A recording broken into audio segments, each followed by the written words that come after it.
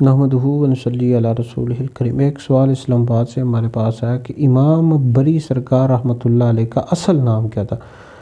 امام بری سرکار رحمۃ اللہ علیہ کا اصل نام سید عبداللطیف کاظمی قادری رحمۃ اللہ علیہ ہے، اور آپ کے والد کا نام سید سخی محمود بادشاہ رحمۃ اللہ علیہ، والدہ کا نام سیدہ غلام فاطمہ ہے۔